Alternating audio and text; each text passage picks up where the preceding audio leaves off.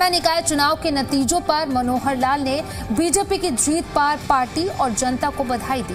कांग्रेस पर तंज कसते हुए उन्होंने कहा कि कांग्रेस का नाम सुनते ही लोग बिदक जाते हैं। साथ ही पूर्व मुख्यमंत्री भूपेंद्र सिंह हुड्डा पर चुटकी लेते हुए कहा कि हुड्डा साहब को अब संन्यास ले लेना चाहिए। मनोहर लाल ने यह भी कहा कि पश्चिम बंगाल में बीजेपी की बड़ी जीत हुई है और अब अगली नजर पंजाब पर है।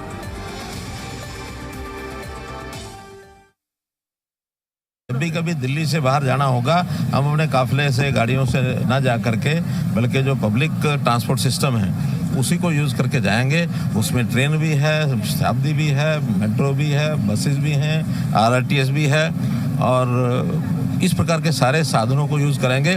तो प्राइम मिनिस्टर जी ने जो आह्वान किया है कि हमको ईंधन बचाने का जो एक अभियान देश भर में जो चलाया है उसका हम भी हिस्सा बने, पार्ट बने।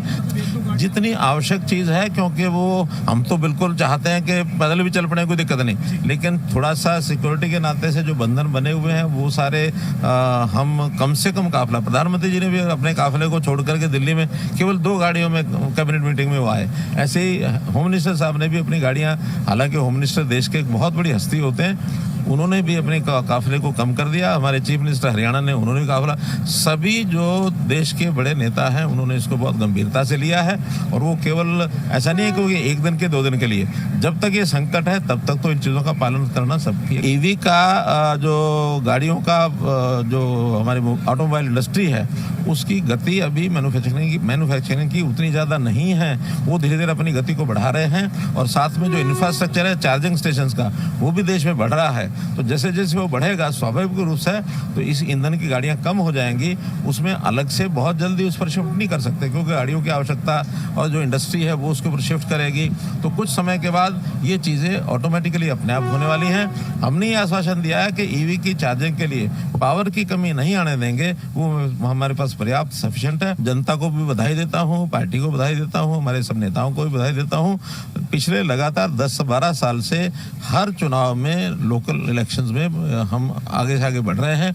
न केवल हरियाणा में बल्कि देश में बाकी स्थानों पर भी भारतीय जनता पार्टी का ग्राफ निरंतर लगातार बढ़ रहा है और आगे भी बढ़ता रहेगा, क्योंकि लोगों को ध्यान में आ गया कि सामने विकल्प नाम की कोई चीज़ नहीं है। कांग्रेस का नाम सुनते ही तो लोग एकदम, जिसको कहना चाहिए, बिदक जाते हैं। तो इसलिए भारतीय जनता पार्टी डिलीवरी अच्छी कर रही है, सामने विकल्प है नहीं। तो इसलिए भारतीय जनता पार्टी लगातार, हाँ, पार्टी के नाते से, सरकार के नाते से हमें अपनी सरकारों पर भरोसा भी है और एक संस्कार भी। राजनीतिक संदेश तो यही कि हुड्डा साहब को अब रिटायरमेंट ले लेना चाहिए। हुड्डा साहब का नाम जब तक वहाँ रहेगा वहाँ उनको कुछ नहीं मिलने वाला है, ना उन स्थानीय निकायों में मिलेगा, ना प्रदेश में कुछ मिलेगा। इसलिए वो पुरानी अगर पीढ़ी है वो कांग्रेस की, वो रिटायर होती जाएगी। नए आदमी कुछ आएंगे, कुछ भला कर पाएंगे तो भला है। हम तो चाहते हैं कि कुछ ना कुछ विपक्ष भी अपना जिंदा तो रहना ही चाहिए। ये हमारी लोकतांत्रिक एक ताकत होती है कि पक्ष विपक्ष में एक संतुलन भी बना रहे। कोई हमको भी बताता रहे कि हाँ, अच्छा काम करने के लिए ये रास्ते हैं, कोई कमी हमें आती है तो इंगित करने वाला कोई तो चाहिए।